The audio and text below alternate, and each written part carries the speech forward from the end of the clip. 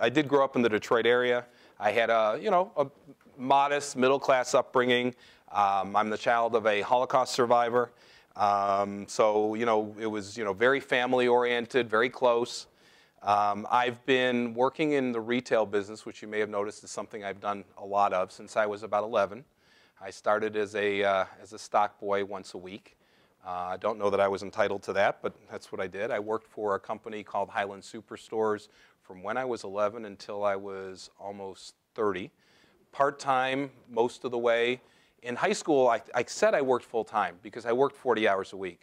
I didn't understand that to be really successful in the business world, that was part-time. But I did that from about 15 on. I did go to school in Boston to follow my other dream, and then came back and worked for Highland until I was about 30. I had been a merchant, so I was never really a technology guy, but I was a merchant. I always enjoyed it a lot.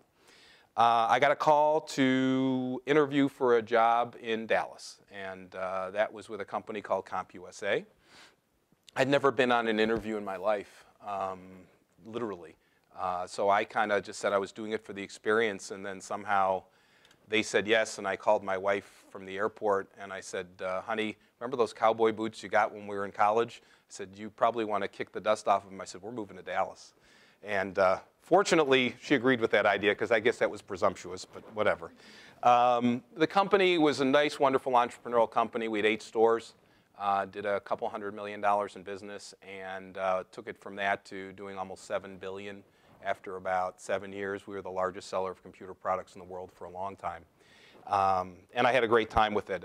Mentioned I'm on several boards, one of which is called Micron Technology, which is a really big chip manufacturer. I've done a lot of different things. When I left CompUSA, I went to the auto parts business, and I can assure you I know absolutely nothing about auto parts. I did that because the experiences are similar. It worked out well. I had a great time, met great people. And then after that, I decided private equity. That was all the rage. That's what I was going to do.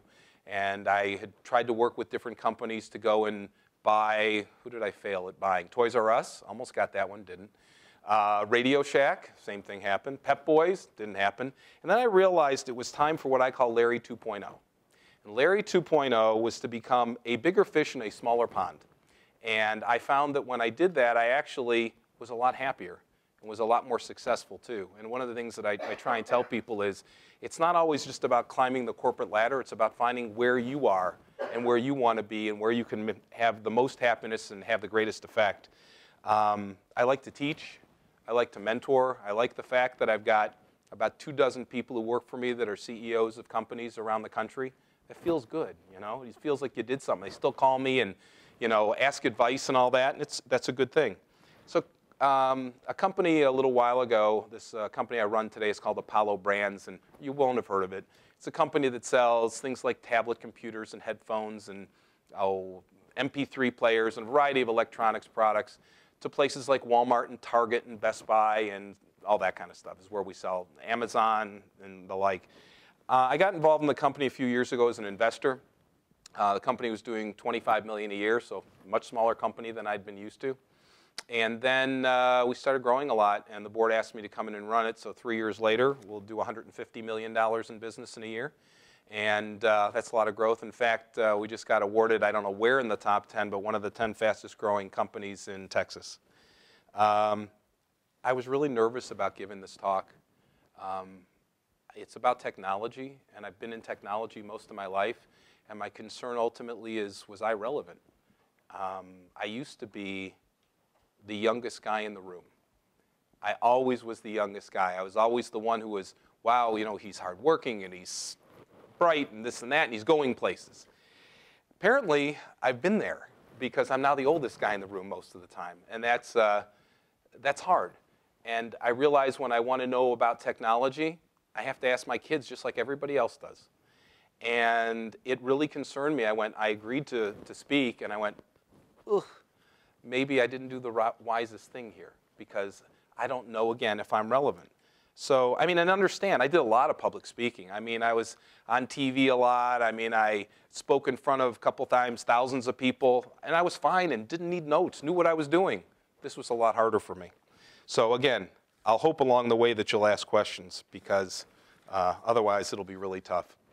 I mean, I had people who listened to me. They thought I knew what I was talking about. Wall Street listened to me. I could move stocks. It was really cool, okay? Give you an idea how much I'll date myself. I remember arguing with all the analysts at something called the CES show, the Consumer Electronics Show in Las Vegas, about the importance of BlackBerry adding a color screen, okay?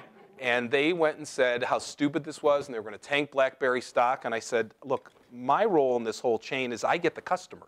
I understand them, and I'm telling you, you're not thinking a color screen leads to pictures and leads to all this interactivity, and that's where it's going to go. And everybody took my advice and bought BlackBerry and made millions, and I didn't. So not so bright, actually. I'm curious, in the room, show of hands, who's heard of CompUSA, honestly? Okay, so if you're older, maybe. Okay, if you're younger, less so, typically.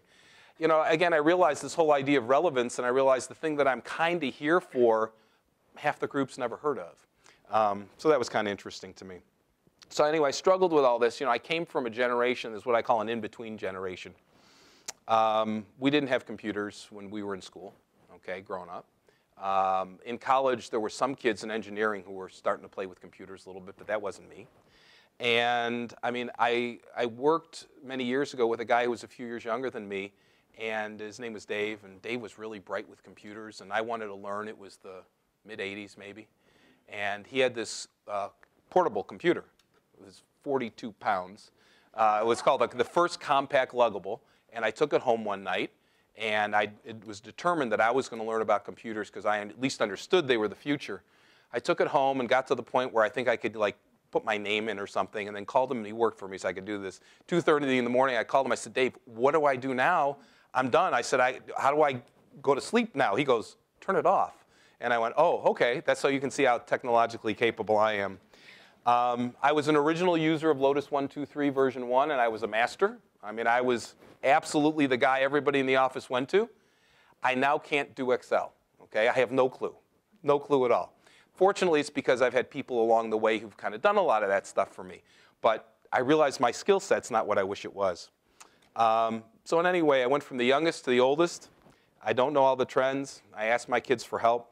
And then I started to think about, does any of that really matter? Is it about the technology, or is it not? By the way, if this gets really, really too boring, I've spent a lot of time over the years, let's see, with Michael Dell, with Bill Gates, with Steve Jobs, with Carlos Slim, all these guys, you know, really wealthy, real leaders.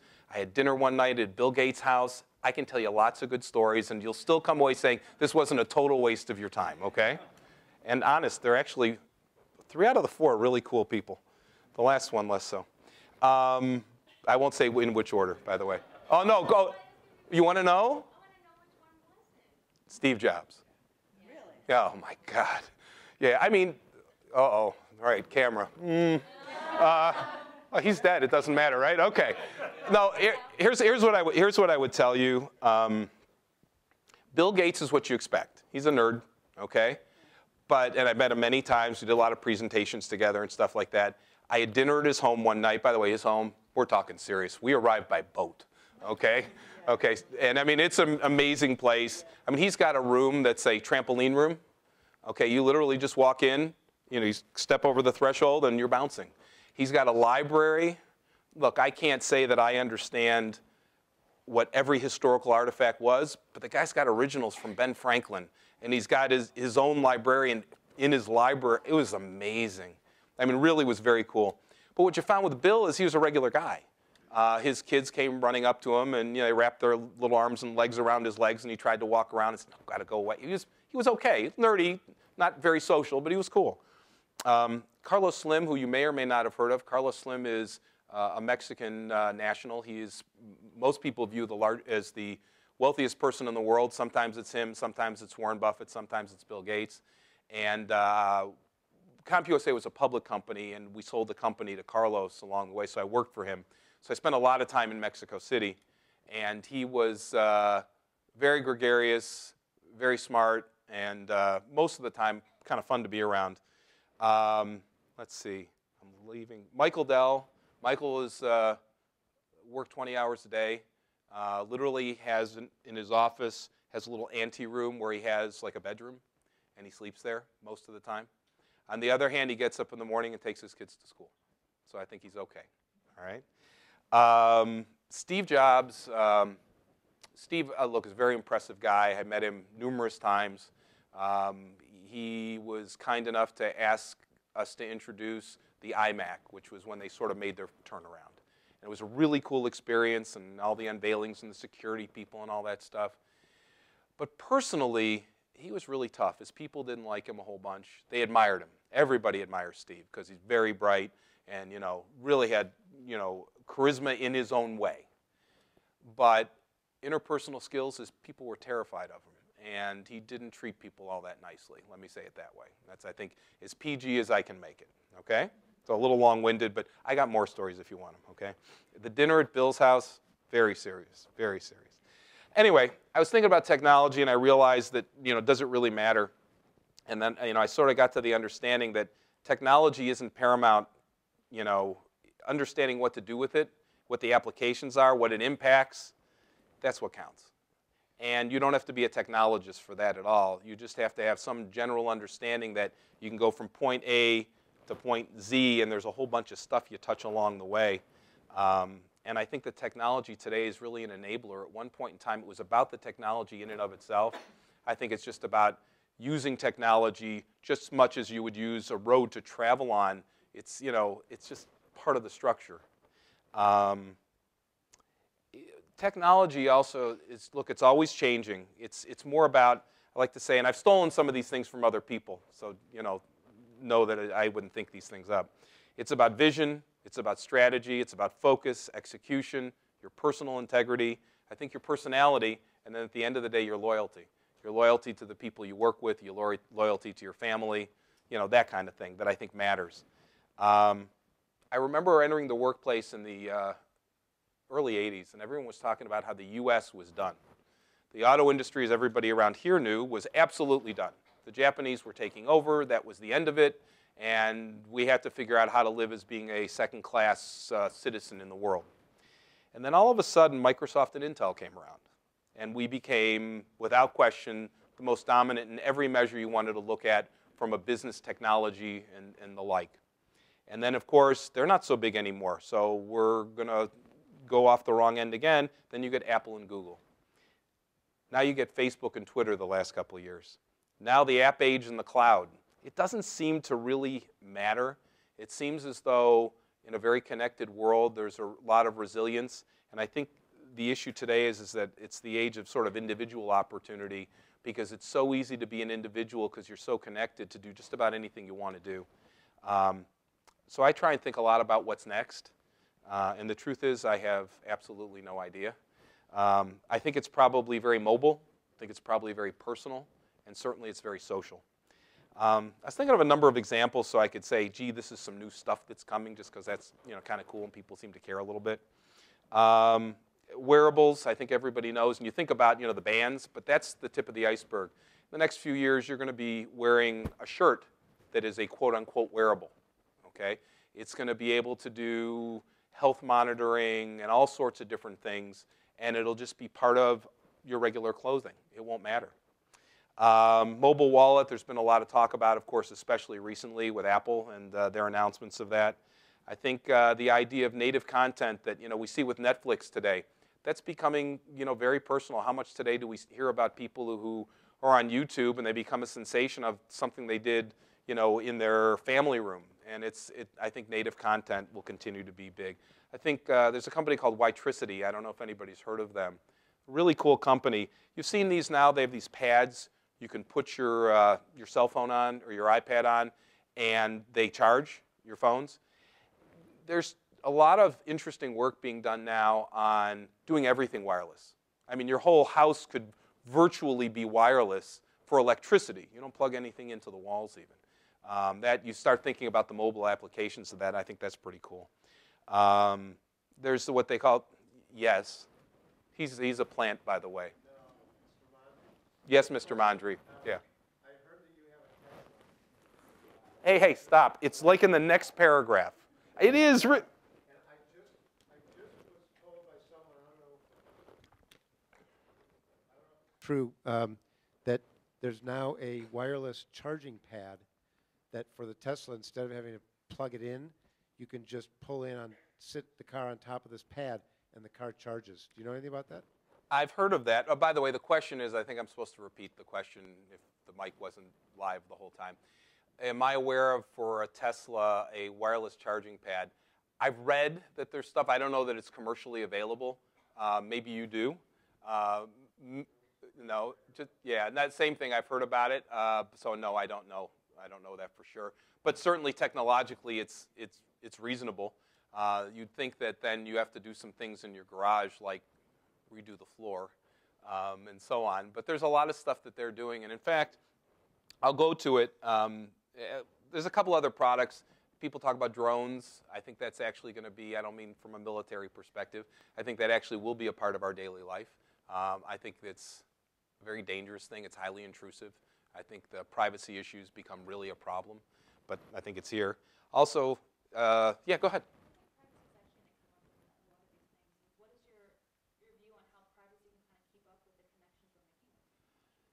So the question is, how does privacy and keeping our privacy keep up with technology? I think it's one of those things, it's really difficult.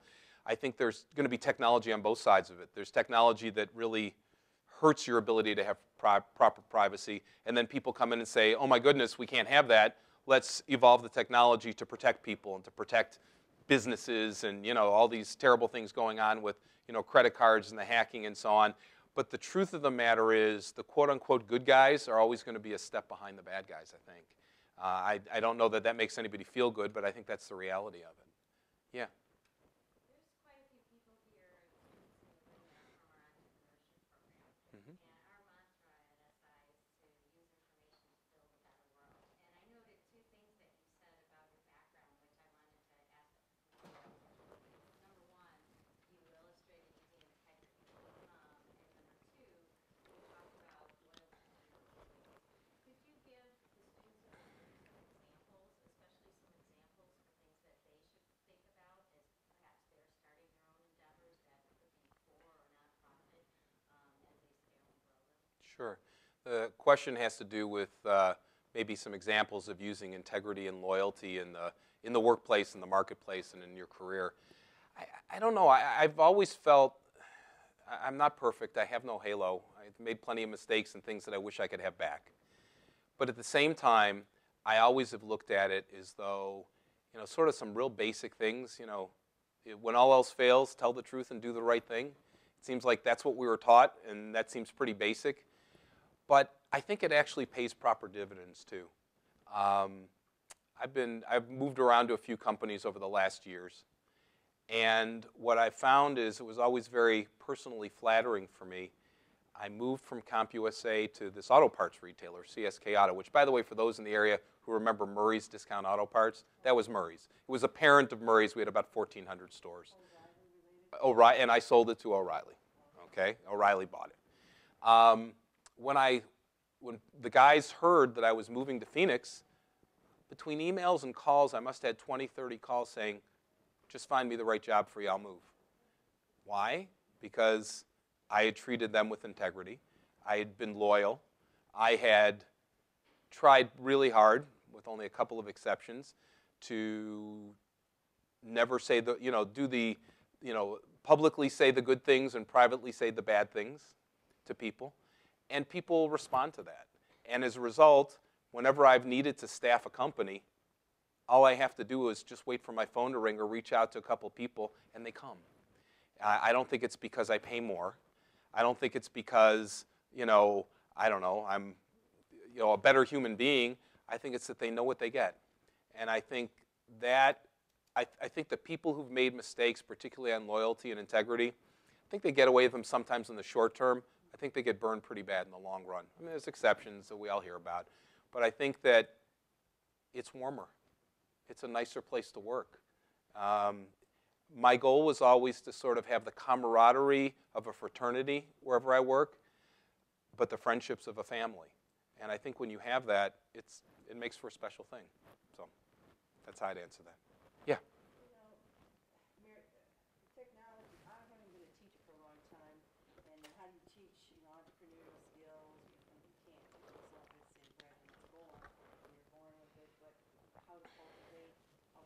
unknown world that we're facing.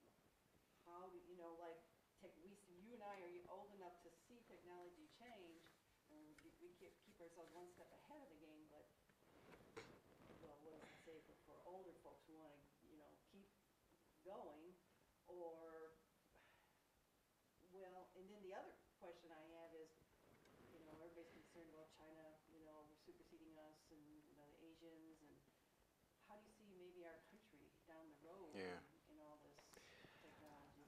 I mean, just I'll try and do the last part first, maybe. How do I see the country competing, you know, as we go forward? I struggle with that a lot. Actually, I was in China week before last. I was in Hong Kong and I was in mainland, and you know, buying stuff and doing business there. And it's really interesting to me. Clearly, the numbers say that, you know, at some point in the relatively near future, the GDP will be greater, you know, in China than it is in the U.S. The only thing is, and I was meeting with a lot of the factory owners, they said to me, they said, you do understand we lie about all that stuff. And I said, well, what do you, I said, I know everyone says things like that. I said, but what do you mean? He said, no, look, he says, in my province, and he runs a good-sized factory, probably does $150 million a year. He says, it's very simple. I'm told if I did $100 million last year, that this next year my goal, quota, call it what you want, is 11% greater. It's 111 million. He says, I'm going to do 95. He says, but they write it down as 111. And it's interesting. I hear more and more of that kind of stuff. You know, I don't know. Maybe we're not always going to be the biggest. I think it's like a life cycle. You get a certain amount of time you're allotted, but it doesn't mean we can't continue to be the best and can't continue to be the most innovative. That's okay. And also, I think the lines of countries, even though we all have pride in our homes and so on, I think they blur a lot today. I mean, I find that I'm on my phone talking to people all over the world by email or text or phone itself, unfortunately, almost 24 hours a day sometimes. So I don't know that the whole nation thing is quite, pride aside, is quite what it was at one point in time from a business perspective. But we'll see, I suppose. Yes, sir. Because of your background in retail, what do you think is the future of retail with the information? Yeah, the future of retail. There's a part of me that says that, I mean, clearly, look, people like Amazon are going to grow and grow and grow. But honestly, shopping in large part for many people is a social experience. And even though I think there are issues, you know, I don't personally have a lot of interest in going to the mall. Okay, I really don't. I would tell you I buy most of my stuff online, but it doesn't mean I don't ever go. I go to the mall, this is going to sound funny, I go to the mall professionally. I like going into different stores. It could be men's, could be women's. It really doesn't matter to me because I like to see different stuff because I think I can learn things in one place and apply it to something else somewhere else. It might be a display. It might be just kind of the way in which they're approaching price point, whatever it might be. So I'm not sure. Clearly, you're going to be much more e-tail, but I don't think you're ever going to truly lose retail in the way some people say we will. I want to talk about Tesla for a second because actually, jokes aside, I did have it in my notes, and I think it's worth understanding because I think it's a good example of technology. You know, Tesla, everybody says, oh, what a technology play, right? It's electric, it's cool. You got Elon Musk, this really, you know, terrific guy, bright, hardworking, you know, et cetera, et cetera. I don't think it's anything at all about electric. I don't think it's all about batteries. I mean, don't get me wrong, those are important pieces. I think it's about something called OTA. Okay, this is an example. OTA means over the air. Now, I do own a Tesla. I bought one almost 2 years ago. It's by far the best car I've ever had. Nothing even comes close. And it's because of the experience. And I'll give you some examples of the experience. The Tesla, when I first got it, and by the way, you may have heard, it's got this huge, it's got a 14-inch screen. It's sort of your dashboard, if you will. You know, so you get your GPS and all that kind of stuff on there. It's really cool looking. And by the way, you put your foot on the, can't say gas, accelerator. You've never felt anything like it in your life. It throws you back in the seat so hard. It's 0 to 60 in 4 seconds. But 0 to 20 is like, it hurts you, okay? It's amazing. And all that stuff aside, the thing that blows my mind that when I think about a paradigm shift in the way in which businesses will go to market is over the air. And what this is, it's basically a computer, is the car, that happens to have wheels and a motor attached to it. And what they do is, seems like every couple of weeks, it'll say, we're going to send you a download. Is it okay to do it at your time? I do it at 4 in the morning, and I'm not up. And it downloads for an hour the new software. And you go, well, that's no big deal. How much can that really affect your experience? Well, let me tell you. For a while, the car came out, and it was like you'd be on a hill. And it would seem as though you were driving a standard. If you didn't keep your foot on the brake, you'd slide backwards. For those of you who know what I'm talking about, driving a standard with a clutch and keep the clutch in and all that, okay. And you'd go backwards. Well, that was, frankly, a pain in the neck. So they came out with a patch, and they sent it OTA. And what they end up doing is you now have a new piece of your screen. You push a button and says, do you want something that overcomes that? So it has what they call creep.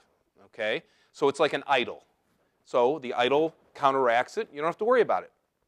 Give me another one. In my home, I've been in my home for 21 years, and I've got some settling, like before my garage. So I've got a nice little bump to go up of X inches. And the car's very, very low to the ground. So the first couple of times I was bottoming it out and had that horrible sickening sound when you just spent all this money on a new car. It was killing me. But it gives you the ability to press some buttons and raise the suspension and so on, okay? That's the easy part. Now, with the latest update, via GPS, it knows every place that I've gone in the past and automatically raises the suspension of the car before I get there, okay? If I had driven the Tesla here today, I have the address of this room, well, not maybe the room, but the building, and I would put it in. And since my phone syncs up with the car, it automatically goes to Google Maps and goes and plots my directions. Automatically. Don't have to do anything. Well, a little bit, but very, very little. So to me, the idea of having products and buying them and knowing they'll physically look the same, but their competencies will change over time based on these over-the-air updates, to me is an amazing thing.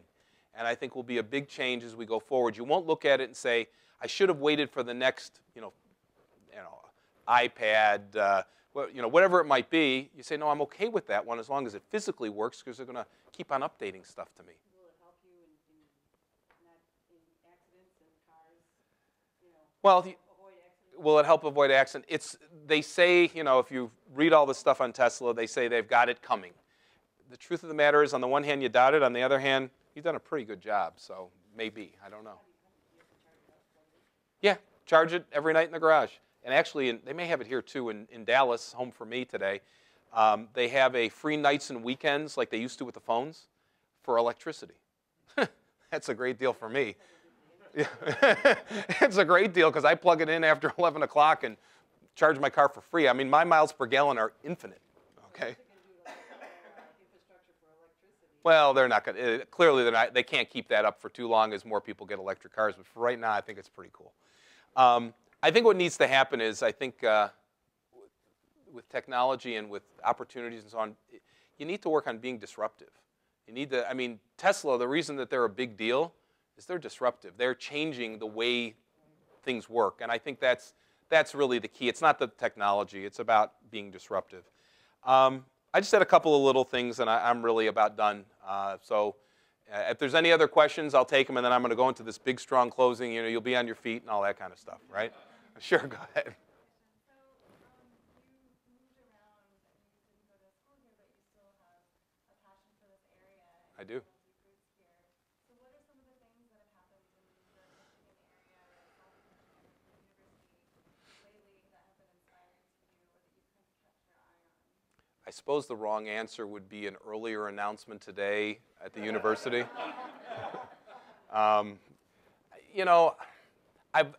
When I moved to Dallas, I had signed a 5-year contract. And I said I was going to be there for 5 years and 1 day. It's not that Dallas is a bad place. Economically, it's wonderful. Infrastructure all works. There's no potholes. I mean, all those things. I mean, it's really, people make a good living. Unemployment is not a literal zero, but it's zero. If you want a job, you can work, okay? Cost of living is very low. It's great. It's hot as can be in the summer. But it's a great place, and I've raised my family there. I've been very happy with that. But I don't know. I'm the kind of guy who, when they play the national anthem, I cry. Okay? So to me, I'm also the guy to whom this will always be my home. And a lot of it is, I read the Detroit News and Free Press every day, or at least the sports section, and then whatever else I can get to. I'm a big sports fan, so that's part of it for me, just selfishly, is that it's a connection. And this is going to sound strange. One of the things I realize that I miss when I come home, my mom still lives in the area. I have friends and relatives who live in the area, and I spend a lot of time. I'm very close with them. But one of the things I realize I miss when I'm in Dallas is you could be at a restaurant or a bar or at a party, and everyone's talking, as they should, about the Cowboys or about local things and the like, and I have no interest. My local is still here. When I come home, I want to go, and it's usually food-related, frankly. I want to go to the Franklin Cider Mill, okay, because I grew up with the Franklin Cider Mill. I want to go and get, it's all food. Look at me. But, right, he knows. I want to go to Miller's Bar in Dearborn on Michigan Avenue. I want to go to a restaurant that I've been going to for 25 years in Windsor called The Cook Shop. It's my favorite restaurant in the world. And it's just, they're all connections for me. So as regards to the university, I did go one summer here just because I wanted to, and it was kind of fun. And even though I knew it wasn't going to be where I was really going to school, I kind of wanted the experience.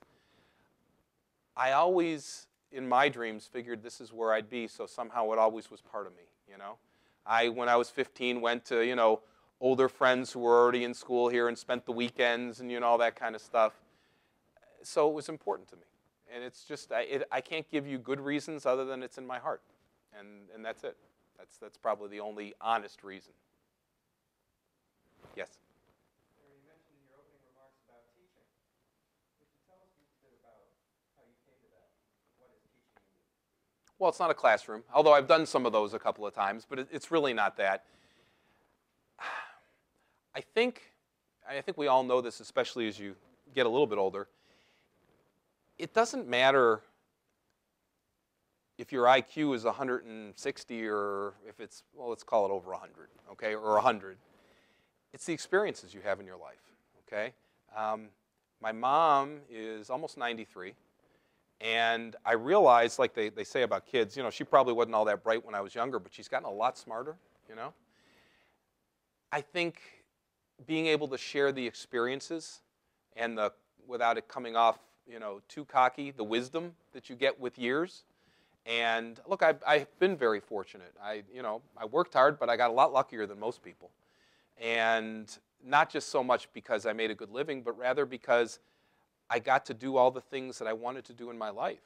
I wanted to be involved in technology. I wanted to be involved in retail. I wanted to be in the corner office. I wanted to have certain things. I got to do them. But I think it's being able to take those experiences at this point today, when most of my goals from a purely it's on your bucket list kind of thing are pretty much, there's always more, but pretty much, I feel like I got there. It's about feeling good inside. And to me, the feeling good inside is about helping some other people get it. I used to have a teacher in high school who was a math teacher. And he would say, everybody's heads down and they're confused. And he'd say, oh, I saw a light go on. Huh? And exactly. And, saw the light go on. We went to the same high school. No, we did, really, actually. And yeah, I'd see a light go on. And that's what I like the most. I like to see the light go on. It makes me feel good. That's probably where I had to close, but sorry, I wrote this, so you get this. Okay. There's a guy, his name's Calvin Carter. He's the founder of a company called Bottle Rocket. Bottle Rocket, which you probably would never have heard of, is a maker of apps, okay? And they do most of the apps, less stuff that you'd buy on your iPad for entertainment, but they do them for businesses and so on to be disruptive and the like. And I listened to him speak a couple weeks ago, and since I knew I was doing this, I was furiously scribbling notes, and then he was good enough to share some stuff with me afterwards. And a lot of these are his, and some of them are mine. He says, figure out and live your values. Don't do things to impress your friends. Do what you love. Pick one thing and take a stand. Don't worry about the competition. That's their journey, not yours. You know, one of the things is I hate, and I've always hated in business when people tell me that we can't do something. It just pisses me off. I want someone to come and tell me what the answer is. It might be unreasonable, might cost too much, might take too long, but I don't want ever somebody to tell me you can't. I want somebody to tell me how. And then together we'll figure out, is it right to do or not? So I would tell people, focus on the how, don't focus on the can't. One of the ones I think is kind of going to sound counterintuitive, I think delaying is an art. I know we're all told, get it done right now. And I think in most cases that's right. But I think sometimes we're so programmed to do that, we forget that sometimes the best decision is no decision at all. Or at least not when you're making today. I had a guy who worked for me. It was a Friday, and there was some reason he wanted to fire someone who worked for him. And he said, I'm going to do this right now. I said, take the weekend. It's not going to hurt anything. Think it through. He was making the wrong decision, so I was trying to help him come to the right decision, you know. And he took the weekend, and he came to me, and he thanked me Monday morning. He says, I thought it through. I said, yeah, you're about to go wreck someone's life just because you're ticked off today. I mean, you can't do that. So, again, I think that's an art. These letters, DK, DK. I have a 17-year-old daughter who's a senior in high school. And she went to a program for a semester in New York called City Term in her junior year, where they went and lived in New York, and it was very experiential learning and the like. It was terrific. And when we went to the first gathering of people, they had DK, DK written everywhere. And DK, DK stands for don't know what you don't know. And I think that was a really good way to look at things, that it's okay to say that you're so lost that you don't even have the right questions to ask, but just live in it and experience it a little bit, and it'll come out okay.